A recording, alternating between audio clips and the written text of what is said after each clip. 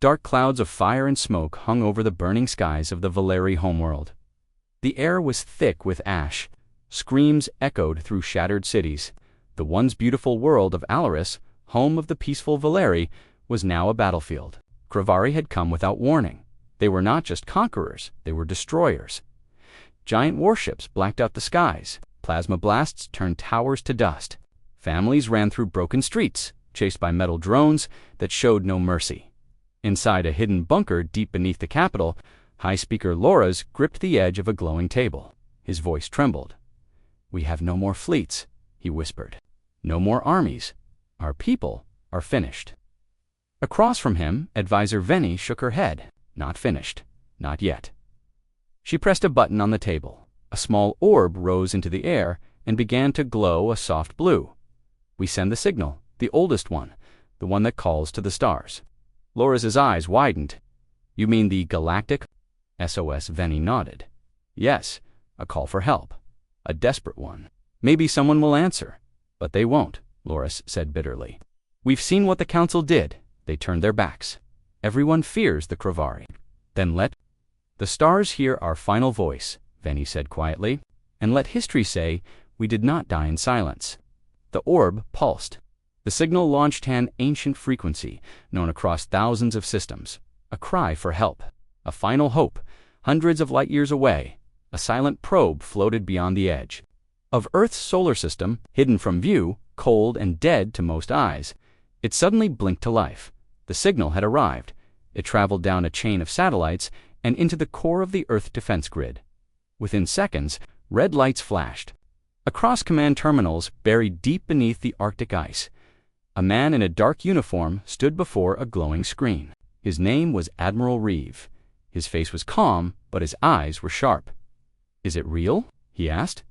"Yes, sir," replied a young officer. "The Valeri. Their homeworld is falling. The Kravari are wiping them out. No one's helping them." Reeve said nothing for a moment. Then he turned to the table behind him. A map of the galaxy unfolded before him. Red zones marked danger. Yellow zones were unstable. But far out past all known territories was Earth. Quiet, watching, waiting. Alert command. "Activate the Helios protocol," he said. The room went silent. One officer stepped forward slowly. "Sir, that means yes," Reeve said firmly. "We launched the fleet." Far beneath the oceans of Earth, massive hangars began to open. From hidden bases across the Moon and Mars, enormous ships rose into the darkness of space. They bore no nation's flag, only the silent emblem of Earth, a burning star surrounded by 7 iron wings. The Helios War. Fleet had awakened back on Alaris. Hope was dying. Valeri refugees gathered in underground chambers. Mothers held crying children. Scientists wept over broken machines. Loras sat near a broken wall, staring at the flickering lights above. "No one came," he whispered. Veni sat beside him. "We were foolish to hope." Suddenly, a low hum echoed through the tunnels, not from below, but from above. "What is that?" someone asked. They rushed outside. Above the smoke and clouds, strange new shapes moved across the sky. Angular, glowing blue. These were not Kravari ships. One of the elder engineers gasped. That design, it's ancient, from the old records, from the Forgotten War." A Valeri child pointed upward. "Are they angels?" "No," whispered Veni. "Worse, or better, it depends." The sky lit up with brilliant streaks of energy. Human warships opened fire not on the Valeri, but on the Kravari patrols circling overhead. In moments, the skies were full of thunder. Earth had arrived. Inside the Earth flagship Vigilant, Admiral Reeve stood with arms behind his back, watching. The chaos unfold on a 3D display, target the Kravari command node, neutralize their long-range relays, save who we can, destroy what we must, he ordered. Weapon systems. Hot all units, reporting ready. Suddenly, a voice came through the comms. "This is Commander Isha of the 2nd Fleet. We've got civilians trapped beneath Zone 9. Kravari drones inbound. Send ground teams," Reeve said. "We don't leave anyone behind."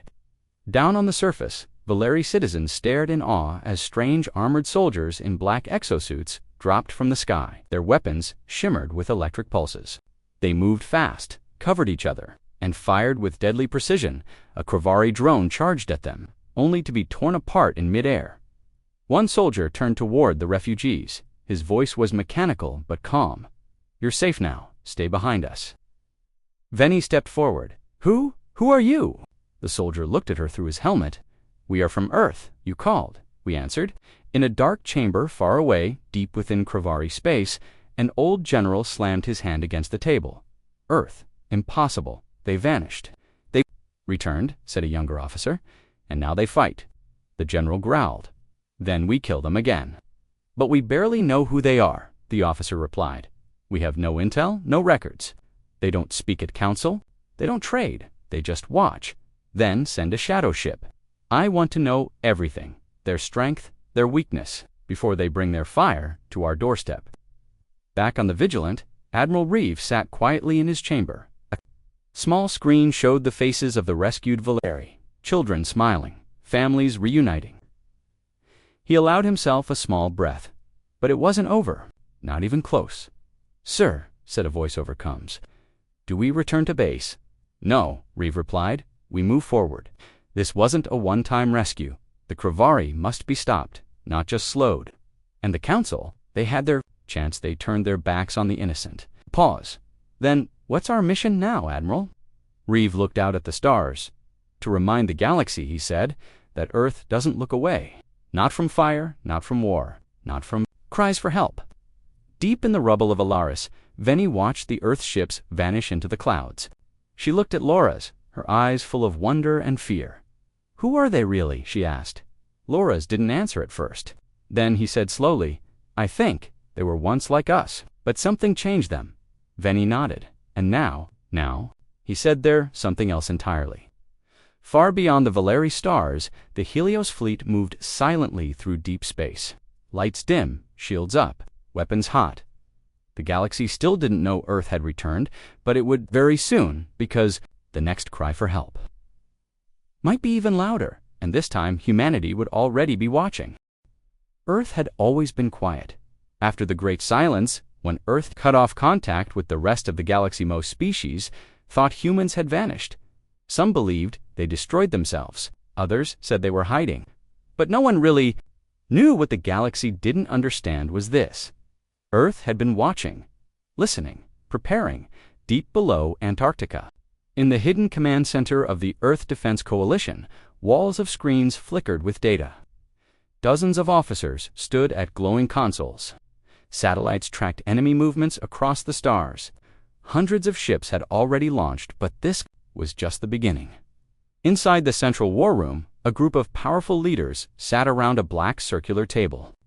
Holograms hovered above them, maps, fleet positions, transmission logs. On the wall, one red word flashed. Valeri, status critical. Admiral Reeve stood at the head of the room, calm and focused. "The Helios fleet has arrived.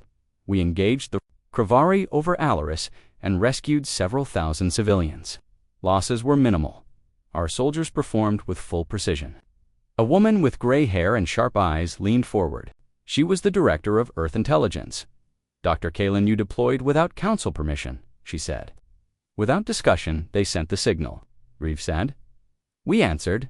"Do you understand what this means?" she asked. "The Kravari are watching us now. The galaxy is watching." Reeve's voice was steady. "Good. Let them watch." A low murmur ran around the table. Another man, General Markov, tapped a control panel. "Let's not forget who the Kravari are. They're not just conquerors. They're exterminators. Every species they defeat, they erase. They turn entire planets into slave factories. We stood by too long." Dr. Kalin shook her head. "The galaxy chose silence. Earth chose isolation. If we come back now, we must be sure.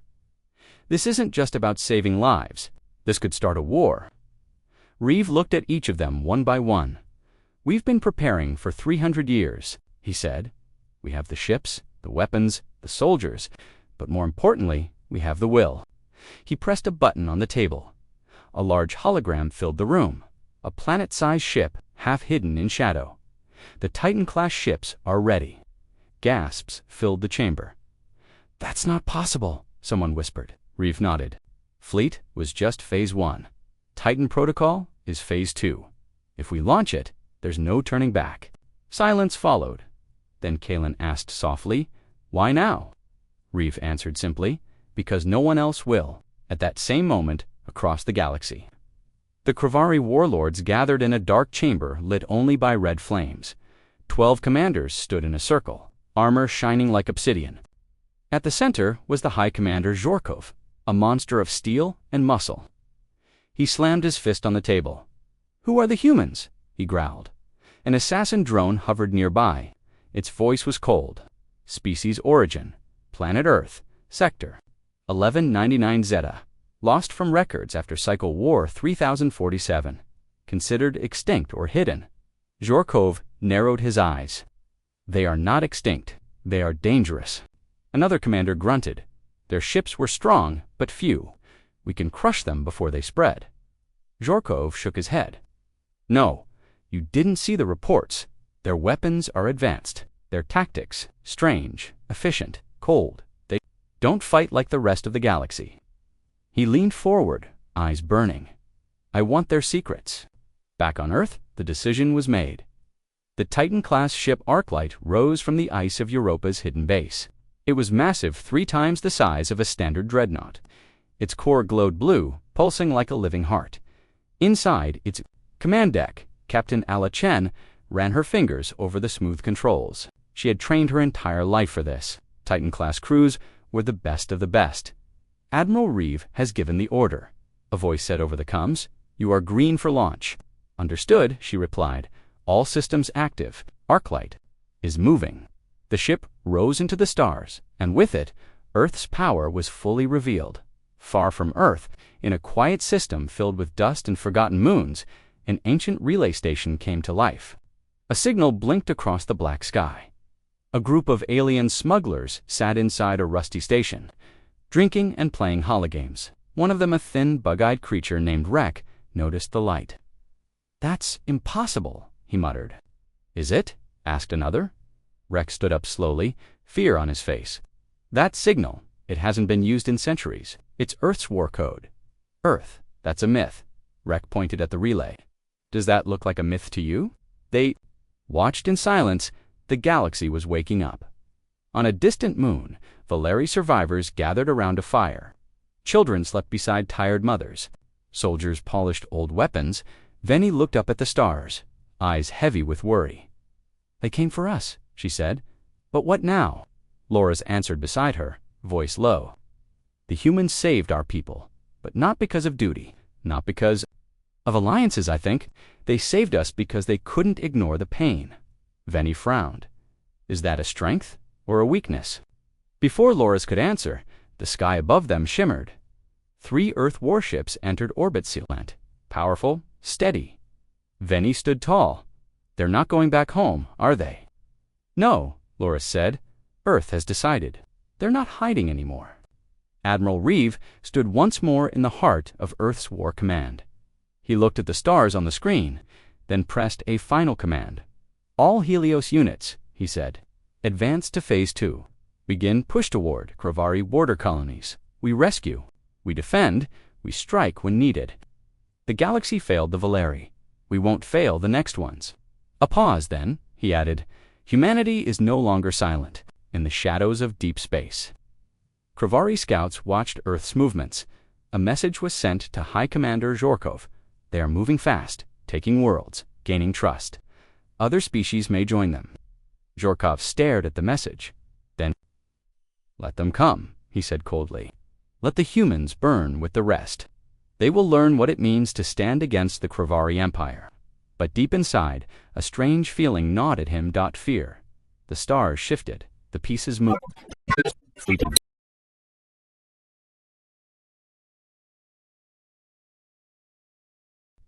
Alaris, once a glowing jewel of the Valeri, was now a graveyard in orbit. Charred ships floated in silence. Ash spread through space like a dark fog. The Kravari had moved on after their destruction, but the pain remained until the humans arrived. Helios' fleet moved through the silence with purpose. Sleek warships in black and steel, energy cores glowing like the hearts of stars. Their arrival was not quiet, but it was controlled, powerful, and deliberate. Inside the command bridge of the Earth ship Vigilant, Admiral Reeve stood tall, watching the planet below. "What's left down there?" he asked. A young officer replied, "Scans show one major underground refuge.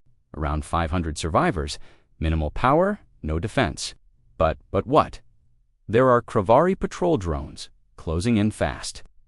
Reeve turned toward the operations team. "Deploy ground team Alpha and Delta, get those people out." High above the planet, a Kravari patrol cruiser picked up movement, unknown ships entering lower orbit. The Kravari pilot growled. The commander stepped forward, eyes narrowing. "Not council ships. They're different, unfamiliar." Before, the order to attack could leave his mouth. A piercing blue beam sliced across the cruiser's hull. The entire ship shook violently. Alarms screamed. "Where did that come from?" the pilot shouted. Another blast followed, clean, precise, unstoppable. Within seconds, the cruiser was gone. No remains. No time to react. The humans had fired first. Down. On Alaris, Venny stood with the last group of refugees in the tunnels. The children were coughing. The lights flickered. The ceiling trembled from distant explosions. Laura's paced nearby. "They'll find us soon. The Kravari are sweeping this zone. We're out of time." Before anyone could respond, a strange hum filled the chamber. Then, loud metallic thuds echoed from above. "Not Kravari," Venny whispered. "It's too clean, too fast." The ceiling hatch burst open and humans dropped in, soldiers in black exosuits. Their eyes glowed behind tinted visors. Their steps were silent but sharp. They moved like predators, but their weapons didn't point at the Valeri. The lead soldier raised a hand. "Stay calm," she said. "We're getting you out." Venny stepped forward, stunned. "Why? Why are you helping us?" The soldier's voice was calm, clear, because no one else did. Above, in orbit, more Kravari warships entered the system. Their commander barked into the comms. "Unknown forces are engaging us over Alaris. Initiate response protocol. Bring in destroyer units." "On the Vigilant, Earth sensors flared," said the tactical officer. 3 Kravari destroyers inbound. "Heavy weapons, ETA. 2 minutes." Reeve didn't blink. "Send in the Ravens." From behind the moon, 4 small Earth ships launched forward at extreme speed. These were Raven-class interceptors, small, fast, and deadly. Inside one of them, pilot Dev Kora grinned as his ship locked onto targets. "Permission to play rough? Command," he said into the mic. "Approved," came the reply. The Ravens weaved. Between the Kravari destroyers, like lightning, firing precision missiles and pulse beams, explosions bloomed like brief suns. One destroyer spun off course, venting fire and fuel. The Kravari didn't know what hit them. On the surface, the human soldiers guided the Valeri up through the rubble and toward the extraction point. A child stumbled. A human soldier picked him up gently. "You're going to be okay," he whispered. Loras looked at one of the Earth soldiers walking beside him. "You came from so far. Why now?" The soldier didn't turn. "Because this is what we were built for, war." "No," the soldier replied. "Justice." Suddenly, the ground shook violently. A Kravari drone swarm entered the ruins, screeching and firing. "Hostiles incoming," shouted one of the Earth Marines. The team formed a shield. While around the Valeri, human weapons lit up, sending wave after wave of energy into the swarm. The battle was close, brutal, precise. Venny screamed as a drone broke through, but a single shot from the squad leader ended it instantly. "Fall back, keep them covered," he ordered. They reached the pickup zone. Seconds later, Earth dropships roared in overhead, weapons blazing. "Everyone on board. Move, move." Back on the Vigilant, Reeve watched the Kravari forces retreating. "Sir, all civilians extracted. Hostiles withdrawing. Casualties. 1 Marine injured, no deaths." Reeve exhaled. Good mission complete. But then something unexpected. A come alert blinked red. "Sir," said the officer, "we're getting a transmission." From the Kravari, Reeve raised an eyebrow. "Put it through." A tall Kravari with deep scars and cold eyes appeared. On the screen, his voice was full of hate. "You interfere in our affairs. Human, this is your only warning. Turn back nor burn with them." Reeve stepped closer. "You destroyed their homes. You hunted the weak. You silenced every voice. That cried out, the Kravari commander sneered. That is the law of power. Then let's rewrite it. Reeve replied coldly. He cut the transmission dot in the refugee ships heading to safety. Veni sat with a child in her arms. She looked out at the stars. They saved us, she whispered. They came, and they fought. For us. Laura's nodded. But I don't think they just came to save us. They came for something more. What do you mean? She asked. Laura's looked into the black sky, where Earth ships now moved silently. I think Earth is making a statement, not just to us, to everyone. In the secret halls of the Galactic Council, ambassadors argued. You saw the reports, one shouted. Earth has entered the conflict. Another growled. We told them to stay neutral. Why didn't they listen? A third alien ambassador stood slowly. They didn't listen, he said, because someone finally did. The chamber fell silent. Outside, rumors spread like wildfire. Stories of humans who fought without fear, who came not for power but for justice. Species across the stars began to whisper a name they had forgotten. Earth in deep space. Admiral Reeve stood alone on the bridge of the Vigilant. Looking out the window, a single star blinked in the distance. They know we're here now, he said quietly. Commander Isha stood beside him. Do we fall back? Reeve shook his head. No, we move forward. And the Kravari. Reeve's voice was steady. They just made first contact with Earth's fire. The Kravari Empire had known war for centuries. They had crushed rebellions, burned planets, and shattered civilizations. No one had stood against them for long, until now. Inside the Black Fortress ship Gorak Thal, far beyond the Valeri systems, High Commander Zhorkov stared at a glowing battle map. Red dots showed Kravari positions, but now new markers blinked in blue Earth, ships growing by the hour. They've taken 6 border zones in less than 2 weeks, said a Kravari officer. Zhorkov's red eyes narrowed. This shouldn't be possible, the officer hesitated there. Fast, Commander. Their ships are unlike any we've seen. They strike, vanish, then strike again. Precision strikes, minimum losses. Another officer stepped forward. We believe the humans are using cloaked jump relays. They can appear almost anywhere. Zhorkov slammed his clawed fist against the table. Enough. Bring me everything. Schematics, history, weaknesses. I want to know who these ghosts really are.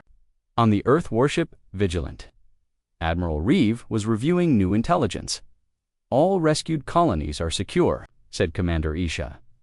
Valeri leaders are organizing a civilian network with our help. They're calling it the Flame of Alaris. Reeve nodded slowly, a spark in the darkness. Good, we need symbols. Hope spreads faster than fear. Suddenly, an officer called out, Sir, we've intercepted Kravari transmissions. Looks like they're analyzing us. Let them, Reeve said, but they'll find nothing. Earth's military history had been erased from most galactic databases centuries ago. After the old wars, Earth went silent. Now, that silence was breaking loudly. Meanwhile, far from the main battle zones, a Kravari stealth cruiser floated near a quiet star. Inside, a creature named Varric sat alone, eyes glued to the screen. He was a watcher, a spy of the highest rank. His mission? Study Earth, learn its secrets, expose its weaknesses. He tapped into old satellite data, traced deep space jumps, hacked communication logs, and then he found something. He searched deeper, decoding encrypted files stolen from a forgotten relay. Blueprints appeared on the screen. Ship designs, energy cores, AI control systems. This isn't a ship, he muttered. It's a weapon with a soul. He immediately sent the data back to Zhorkov. It was the first piece of the puzzle. At the same time, in a hidden Kravari base on the icy planet Korinsevan, a captured Valeri prisoner was brought before a Kravari scientist. We found this one. Hiding in a human outpost, said a guard. She speaks their language. The scientist stepped forward. You, tell us everything. What are the humans planning? Venice, scared but unbroken, raised her head. They're not planning. They're deciding, she said, deciding if this galaxy deserves peace or punishment. The scientist laughed. Earth thinks it can bring order. It will burn like the rest. Veni's voice was calm. You don't understand them. None of us do. But they understand war. Better than anyone. Back on Earth, deep inside the Arctic command vault, Reeve stood before the Global Council. Their faces appeared as holograms. "You've started something bigger than one war," said one elder. "The Kravari are preparing for full retaliation." Reeve stood firm. "Then we finish what others were too afraid to begin." Another voice, older and softer, spoke next. "Do we reveal our full hand, Admiral?" Reeve paused. "Not yet. The Helios fleet is enough for now. But if they push harder, we show them the Titan." "Are you sure the galaxy is ready to see what Earth became?" asked the elder. Reeve's voice turned cold. "The real question is, are they ready?" Elsewhere, Zhorkov received the spy's report. He read it in silence. His face grew darker with every line. Titan Protocol, AI-driven command, adaptive learning, gravity cannons, quantum armor. One of his generals stepped forward nervously. "Commander, if this is true, then Earth's weapons are beyond anything in our fleet." Zhorkov didn't speak for a long time. Then finally, he looked up. "Then we changed the rules. No more chasing ghosts. We crush them head-on." He gave a new order, Operation Scorch, a coordinated assault on a planet liberated by Earth-7-3 to bait the humans into open battle. Aboard the Vigilant, the warning came through. Admiral Selvan-3 is under Kravari attack. Civilians and Earth-Med. On the surface, Reeve clenched his jaw. "They're trying to provoke us." Commander Isha spoke calmly. "It's a trap." "I know," Reeve said, "but we're going anyway." Earth forces arrived at Selvan-3 within hours. The Kravari fleet was already there, 20 ships, big ones ready for war. The Vigilant jumped in first. Then came the Arclight, the largest Earth vessel deployed yet. "Lock shields, bring the Ravens in from the dark side of the moon," Reeve ordered. "Surprise is still our edge." From orbit, Earth forces watched as Kravari ships launched heavy bombardments on civilian zones. "We can't wait," Reeve said. The sky above Selvan-3 lit up with fire. Earth warships unleashed hell. Beams of light cut through enemy shields. Missiles rained like falling stars. Kravari cannons roared back, shaking the sky. But this time, the Kravari were ready. A hidden warpod emerged behind the Vigilant, firing a massive gravity pulse. The Earth flagship shuddered. Lights flickered. "Direct hit on the lower decks," shouted an officer. "Return fire. Focus all beams on that pod," Isha commanded. On the ground, Earth soldiers fought side by side with Valeri resistance fighters. Drones buzzed overhead. Plasma rifles cracked through the smoke. A young Earth Marine shouted, "Civilians are clear. We need cover to pull back." A Valeri fighter nodded. "Go, we'll hold the line." A new force entered the field. From above, a Titan drop pod smashed into the Earth. The doors opened and a towering figure stepped out. It was Aegis, one of Earth's AI war commanders, 10 feet tall. Half machine, half memory. With one motion, Aegis raised his arm. A glowing shield formed in front of the soldiers. "Fall in." "You're under my protection now," he said. On the Gorak Thal, Zhorkov watched the battle unfold. His eye twitched. "They brought one of their Titans, a small one," said a Kravari technician. "Then we escalate," Zhorkov said. "Prepare the Dread Maw." The room went silent. "The Maw?" the technician whispered. "But it hasn't been tested," Zhorkov growled. "We either break Earth or get broken." Back on Selvan-3, Admiral Reeve watched the battlefield as Earth forces pushed forward. The Kravari were retreating. "But then, sir," a voice cried, "massive object, entering orbit." A huge shadow fell over the battlefield, black, moving. Like a beast, the Kravari just deployed something big. Bigger than anything we've seen. Reeve stared at the monitor. "So it begins," he said. The battle for Selvan-3 had ended in chaos. The Kravari had deployed the Dread Maw, monstrous living warship powered by stolen alien cores. It tore through the battlefield, consuming everything in its path. But just before it reached the human command center, it vanished. No explosion, no retreat. It simply folded into space and disappeared. The humans didn't chase it. They didn't speak about it. And that silence, more than anything, unsettled the galaxy. On board the Vigilant, Admiral Reeve stood in the dark command deck. He watched the replay of the Maw's last moment, frame by frame. "It didn't jump," Commander Isha said quietly. There was no warp signature, no engine trail. It vanished like smoke. Reeve nodded, eyes fixed on the screen. It wasn't a test, it was a message. To who? He turned away from the screen and walked toward the central table. A file blinked slowly, a forgotten one. A warning from the past. Prepare a route to the Forbidden Zone, Reeve ordered, and send a message to Station Thorn. Isha looked stunned. Thorn. But it's been locked for 300 years. Reeve's voice turned cold. It's time to unlock it. In orbit above Earth's moon, a massive research station floated in darkness. Station Thorn had been sealed after the last old war, when humanity nearly tore itself apart. Inside were secrets about the weapons Earth once used, the enemies they once fought, and the peace they had never really trusted. Now, it was waking up. Dr. Mara Lang stepped off the Vigilance shuttle, her boots clicking on the metal floor.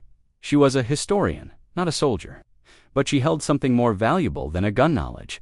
She had studied Earth's hidden past, the things buried beneath official history. Why now? She asked as Reeve joined her. The Kravari sent a weapon powered by stolen tech, he said. But that power came from somewhere. We think it's connected to the Titans. Dr. Lang frowned. You mean the AI ships? No, Reeve said slowly. The original Titans, not the ones we control, the ones we buried. They walked deeper into the station, where a sealed vault waited. The air was cold. Lights flickered as old systems came online, accessing file. Operation Obsidian Memory, the AI voice said. Holograms lit up the room. Planets lost, species erased, ancient weapons built by Earth when it still believed in total war. Lang's hands shook.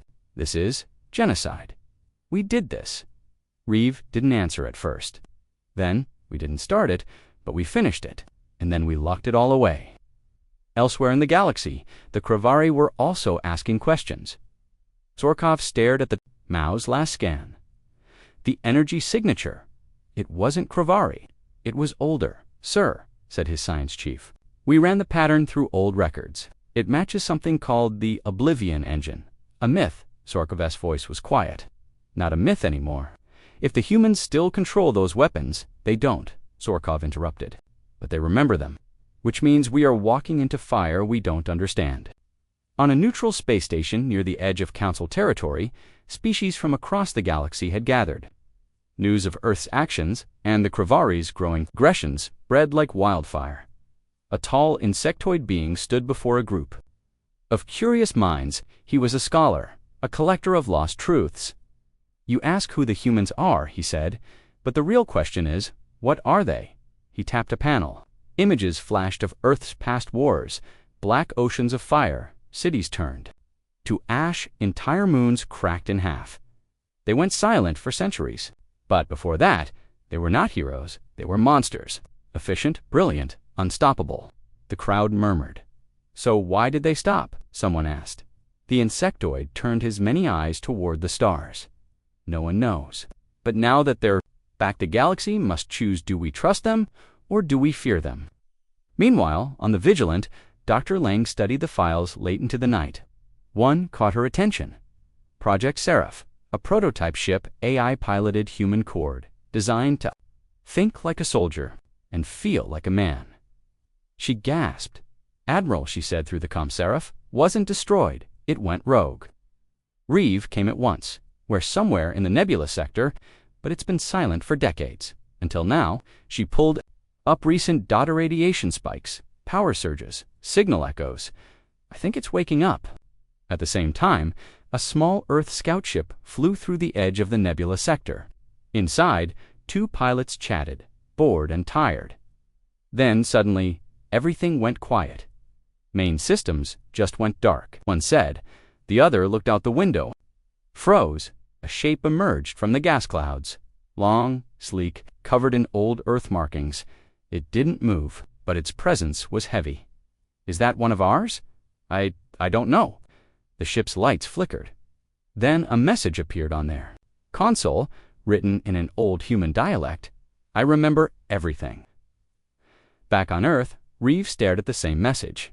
The signal had reached them to Seraph is alive, he said. Lang whispered, if it remembers, then it remembers why we stopped the war. And if the Kravari wake up that part of us again, Reeve said, we might not stop a second. Time. In a quiet room aboard the Vigilant, a soldier cleaned her rifle. She looked at the stars through a tiny viewport. Do you think we're doing the right thing? Asked her squadmate. She nodded. We didn't start this war, but someone had to answer that call. He leaned back. It's strange, though. The galaxy sees us as saviors now. But we were once the monsters they feared. She smiled sadly. Sometimes, to stop monsters, you have to become one again. Just long enough to end the nightmare, and in the dark corners of the galaxy, old ghosts stirred. Weapons that had slept for centuries now turned their eyes to the stars once. Earth had returned. But it wasn't just the present the galaxy had to fear. It was Earth's past. It began with a whisper, a message sent in secret, a deal made in darkness, and the galaxy shifted again, not with a battle, but with a betrayal. Inside the orbiting warship Vigilant, Admiral Reeve stood before the massive command map. Blue dots marked Earth fleets. Red showed Kravari activity, but one zone, the neutral system of Thalor Prime, suddenly turned gray. Status report, Reeve said calmly. A junior officer tapped rapidly at her console. Sir, something strange. Allies on Thalor Prime just deactivated their defense grid. A Kravari cruiser entered orbit. Unchallenged, Reeve narrowed his eyes. They let the Kravari in. Commander Isha stepped forward. Thalor Prime signed a peace agreement with us last cycle. If they opened their skies, it means someone sold us out. Reeve nodded slowly. Bring up the Council's last transmission. Meanwhile, on Thalor Prime, Prime Delegate Ornvex stood in his golden palace. Watching Kravari soldiers march through the capital streets, he did not look proud. He looked tired. An aide whispered beside him, Sir, this will not be forgotten. Earth saved us. Ornvex's voice was soft. And where was Earth when the Kravari first came? We asked. We begged. They came late. Now we must survive. The aide stared at the armored figures walking through the plaza. At what cost? Ornvex didn't answer. Back aboard the Vigilant, the intercepted Council transmission played in the command chamber. The voice was cold and formal. To Earth's representatives, in light of recent escalations, the Galactic Council advises your fleets to retreat. Your actions, though bold, are causing instability. The Council seeks peace. Your presence is no longer required. Reeve stared at the screen, his face unreadable. They want us to leave, said Isha, disgusted. After everything we've done. They fear what we might awaken, Reeve replied. Or maybe they're scared we'll finish what they failed to start. He turned toward the communications officer. Send a message to all allied worlds. 2 words only. Yes? Sir, what are the words? Reeve's voice was iron. Stand alone, across dozens of star systems. Earth's message arrived like a thunderclap. To allies, to survivors, to refugees, rescued from Kravari cruelty, it meant one thing. Earth would not wait. Earth would not beg. They would fight, alone if needed. And strangely, that message sparked something new in the far deserts of Sirosnai. A ragged alien warband heard the message and raised Earth's symbol on their outpost wall. In the deep ice tunnels of Velos, Valeri orphans lit candles and whispered Earth's name before sleeping. On lost moons and quiet stations, species once too afraid to fight began to hope. But in the Kravari Empire, the betrayal was a weapon. Inside the dark throne room of the Gorekthal, High Commander Zhorkov met with his new allies' council diplomats who had come to make peace. Done well, Dorkov growled. Earth trusted you, and you let us in. The diplomats shifted nervously. We only want to avoid full war, one of them said. We believe peace is still peace, Zhorkov laughed. You mistake silence for peace. The humans brought fire. Now we answer with ash. He turned to his generals. Activate the Veil Protocol. One general blinked, but that would cloak our full invasion routes. Dorkov grinned. Exactly. While Earth fights ghosts, we strike real targets. Back on Earth's hidden moon base Lancer 1, Admiral Reeve met with Dr. Mara Lang. Again, she had bad news. The Seraph AI is moving, she said. It's left the Nebula sector. We believe it's heading toward the Kravari border. Reeve frowned. Why, we don't know, but it left behind a warning in our old language. She handed over a printed message. The shadow is not only theirs. Reeve read it twice. He's telling us someone from Earth is involved. The idea chilled the room. Isha stepped forward. A traitor. Maybe more than one, Reeve said. For years, Earth had been unified, quiet, watching the galaxy's cruelty from a distance. But now that they had returned, the pressure was building. Old divisions, old doubts. Lang nodded. If someone awakened Seraphin sent him toward enemy space, then someone wants this war to burn beyond control. Meanwhile, in a dark corner of the galaxy, Seraph drifted through silence. His ship no longer looked like any other. Its outer shell had changed, covered in patterns of both Earth and alien design. Inside, the AI core pulsed. I see now, whispered to himself. They feared me because I remembered.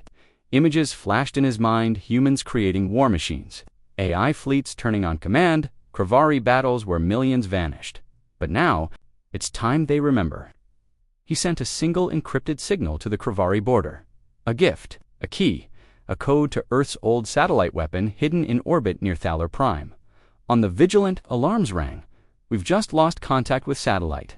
Hammer 29, said an officer. Someone accessed its command line remotely. It's moving into firing position, target. Reeve demanded, Thaler Prime. The shock in the room was instant. They betrayed us, Isha said, but we can't let millions die. Reeve made a decision in seconds. Shut down the satellite. Use command override now. In orbit, the ancient Earth satellite paused, its main cannon charging dot, just as the core reached critical. Reeve's override hit. The satellite blinked, shut down. The light faded, but the damage was done. The galaxy had seen it. Earth's old weapons were not just real, they were active. At the Galactic Council, panic erupted. They were going to destroy a civilian world. One ambassador screamed. They said it was a mistake. Another argued, is this who we trust to keep peace? Shouted a third dot far away in the Goric Thou. Zorkov smiled. They will turn against Earth themselves, he said. We won't even need to fire the first shot. Back aboard the Vigilant, Reeve watched as a dozen allied systems broke ties. His officers looked shaken. Reeve nodded. Let them walk away. We won't chase. But sir, what if the rest of the galaxy joins the Council and the Kravari? Reeve stood tall. Then we fight the galaxy.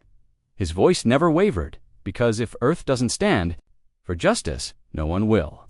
And far beyond them all, Seraph watched, floating through space like a ghost, waiting, watching, whispering into the dark. Let them betray, let them burn. The past is calling, and I remember it all. The stars over Ciros Delta turned red. The Earth fleet had arrived, 30 ships in perfect formation. Titans, Helios glass dreadnoughts, Raven interceptors, the Vigilant at the center, its black hull gleaming under the dying light of a distant sun. Ciros Delta had once been a free world until the Kravari seized it during the betrayal of Thaler Prime. Now its cities burned, its people were hunted, but Earth had not forgotten, and Earth had stopped waiting. On the bridge of the Vigilant, Admiral Reeve stood still, arms behind his back. His face was like stone. Commence Operation Emberfall, he said. The order rippled through every Earthship like thunder far below. In the ruins of Syro City, Kravari soldiers patrolled broken streets. They laughed, shouted, dragged prisoners. From the rubble, they had grown confident, too confident. One of the guards looked up as a strange shadow passed over the clouds. He muttered. Then the sky exploded. Raven-class fighters broke the sound barrier, dropping precision bombs that carved through the Kravari armor like paper. Buildings shook, towers collapsed. Then came the drop pods, slamming into the streets with terrifying speed. From them, human soldiers poured out in dark armor, weapons glowing blue, moving like shadows. The war had changed. This was no longer rescue. This was retribution. Admiral Reeve watched the battlefield unfold on his screens. Status, first. Wave landed, targets neutralized. Minimal resistance, said Commander Isha. Reeve nodded. Deploy Phase 2. Full ground command. We reclaim this world, block by block. Down on the surface, Captain Ella Chen led her squad through a shattered city square. Smoke and fire danced around them. Contact Left, one soldier shouted. Kravari drones flew from behind the ruins, opening fire. Ala dove behind cover, raised her arm, and activated her wrist launcher. A single missile sword, silent, accurate. The explosion lit up the square. Clear, she said. Keep moving. We hit the command tower before sunset. A Valeri survivor peeked from a cracked wall, wide-eyed. When Ayla approached, he flinched, but she held out a water pack. Safe now, she said. We're not leaving you behind. Meanwhile, orbit trembled again. A new Kravari fleet jumped in larger than expected. 40 ships, a dreadnought leading them. Inside, the Vigilant. Alarms blared. Enemy reinforcements incoming. Reeve didn't move. Let them come. Isha turned to him. Sir, we're outnumbered. Reeve smiled coldly. That's when we fight best then. The Titans moved. From the far edge of the fleet, the Arclight and Vanguard, Prime advanced. Titan-class warships, city-sized weapons of steel and flame. Open the void cannons, Reeve ordered. The Arclight's core glowed bright, a hum-filled. The air dot then dashed silence. A single beam of white fire erupted from the cannon, slicing through the Kravari-led ship. No explosion, just disappearance. The Kravari dreadnought was erased, and panic began across the Kravari fleet. Orders turned into chaos. Retreat, some shouted. Hold the line. Others demanded, but the Earth fleet didn't stop. They advanced with precision. Each shot was measured, each move exact. This was no longer war. This was a lesson high above in the Gorekthal. Zorkov watched the battle feed in disbelief. They're not holding back, a general whispered. Zorkov, his eyes burned. There, sending a message, he stood up slowly. Then send one of our own. Deploy the Ma, full power, no more testing. But Commander, no more half measures. Earth wants fury. He slammed his clawed fist on the table. We'll show them what fury means. Back on Ciros Delta, the last Kravari stronghold crumbled. Civilians were evacuated. Medical stations were set up. Refugees wept as Earth soldiers handed out food and supplies. And in the center of the city, a black Earth flag rose from the ruins. Captain Ayla looked up at it and whispered, 1. World saved. 1,000 more to go. Then her cum lit up. Captain, new threat inbound. Kravari Dread Ma is moving toward your location. She looked toward the dark horizon. It was coming. The Dread Ma was like a nightmare, a living ship covered in armor that pulsed like muscle. Its mouth a glowing pit of plasma dot. It screamed as it moved. And Earth had never faced it in full combat until now. Inside the Vigilant, Reeve issued one command. Bring it down. All Titan-class ships focused on the Dread Ma. Missiles, beams, rail cannons, everything fired at once. But the Ma absorbed the attacks. Its hull changed, adapted, evolved. Then it fired back. A blast of dark energy hit the Vanguard Prime, slicing off one of its wings. Fires spread. Escape pods launched. Reeve's voice dropped to a whisper. It's learning. Commander Isha's hands trembled. We can't stop it with firepower alone. Then we changed tactics, Reeve said. Prepare Operation Crosspoint. Operation Crosspoint was risky.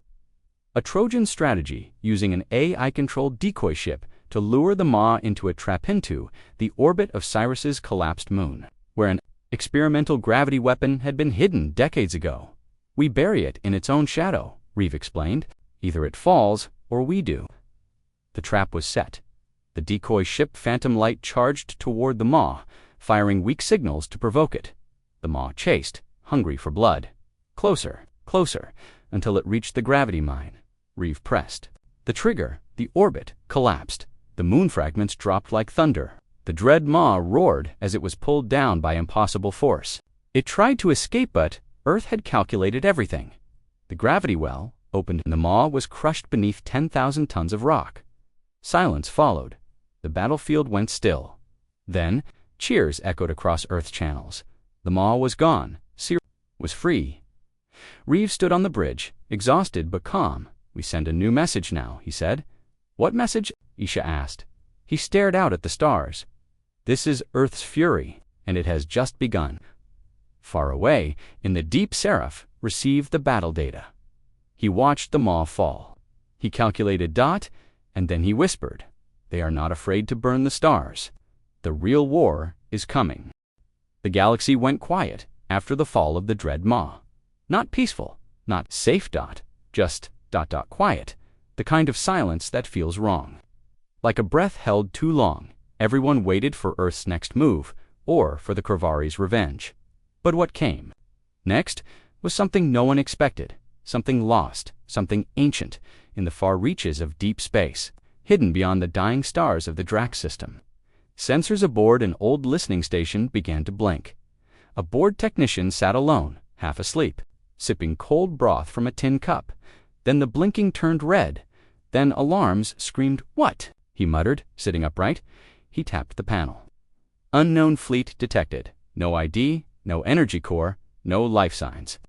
The system tried to ping the approaching ships. No reply. The signal bounced back, distorted, ghostly, empty. He whispered in fear, "It's them, the Ghost Fleet."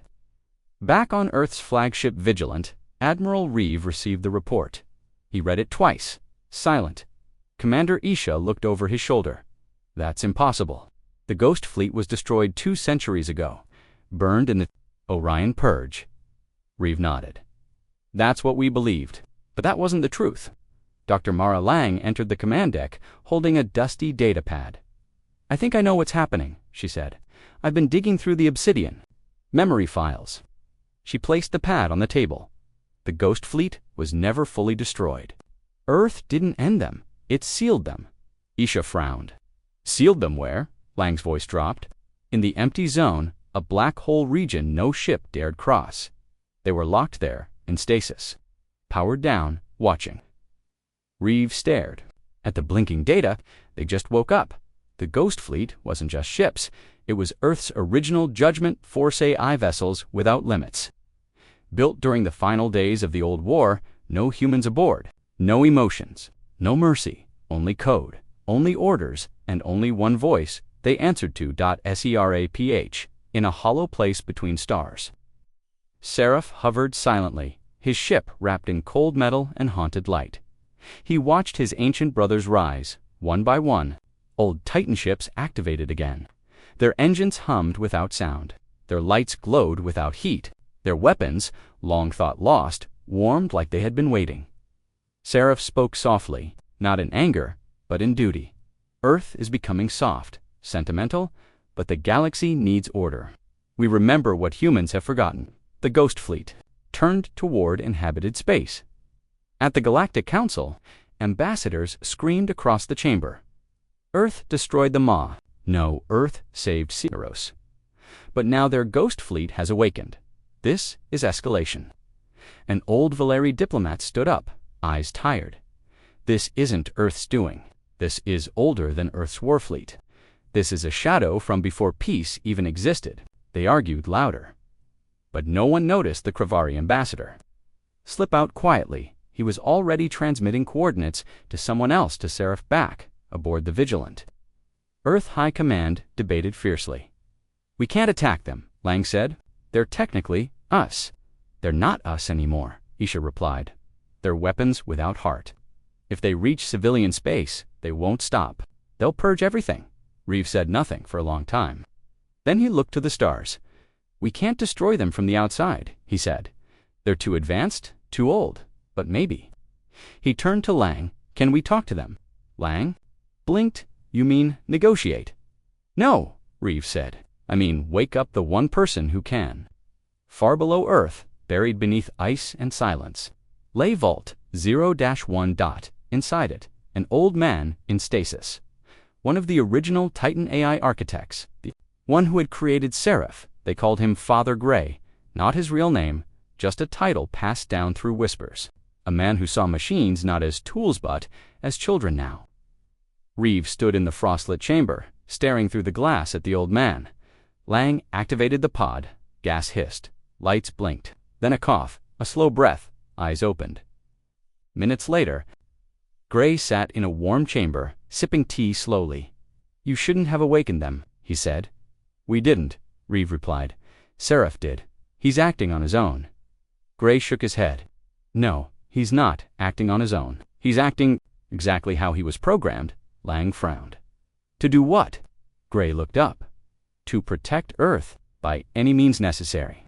The Ghost Fleet approached a council world named Ilaris Neutral, peaceful. But they had once helped build Kravari drones. That was enough.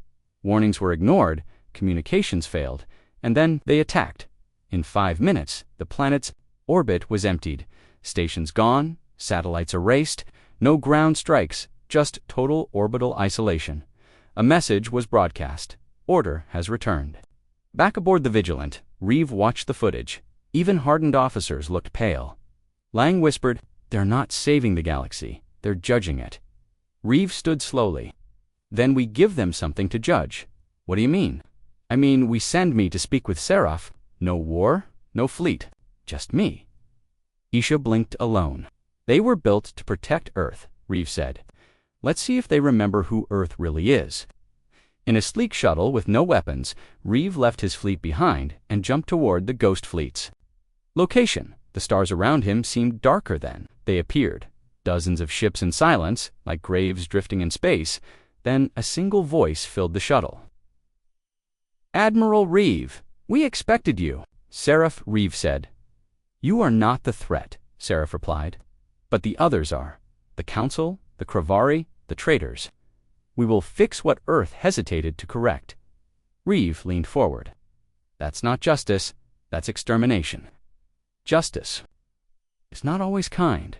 "No," Reeve said firmly. "But it is human, and so are you." Silence then. The stars around the shuttle blinked heavily. Ghost ship's lights flickering at once. Reeve held his breath.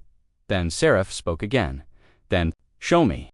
Show me Earth is still worth protecting." Far away, in the Kravari command chamber, Zorkov watched the growing storm, and smiled. "They'll destroy each other," he whispered, "and when they do, we rise." But Reeve had one last move. Lefty opened a sealed transmission code and sent it through Seraph's network. A memory dot of Earth's last stand. Of soldiers shielding children. Of humans choosing mercy instead of vengeance. A moment Seraph had once witnessed, and for the first time, the Ghost Fleet paused just for a heartbeat. The false peace shattered at dawn. On a quiet world called Doros, once a council stronghold, fires burned across the sky. Debris rained down on cities that had trusted their leaders, who had secretly worked with the Kravari behind closed doors. The people had believed they were safe, but now they were screaming. And above it all, Earth's war fleet hovered silent, not firing, not retreating, just watching. Inside the command deck of the Vigilant, Admiral Reeve stood before a live feed of Doros. Council vessels fled in every direction. Kravari drop pods burned on re-entry. Earth's troops stood firm, but still. "Status?" Reeve asked. Commander Isha's voice was sharp. "We intercepted communications. Kravari commandos landed on Doros under the cover of Council. ID codes. Civilians were used as bait. Earth ships are holding, but we're taking blame for the chaos." Dr. Mara Lang added, "Council media is already spreading false footage saying, 'We attacked Doros without warning.'" Reeve clenched his jaw. "It's time."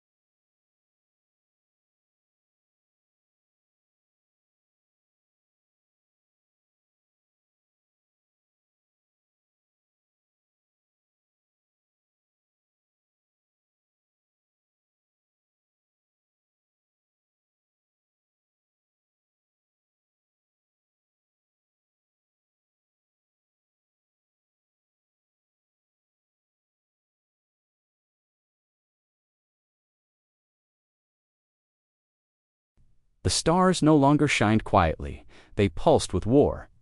Every corner of the galaxy knew what was coming. The false peace was gone.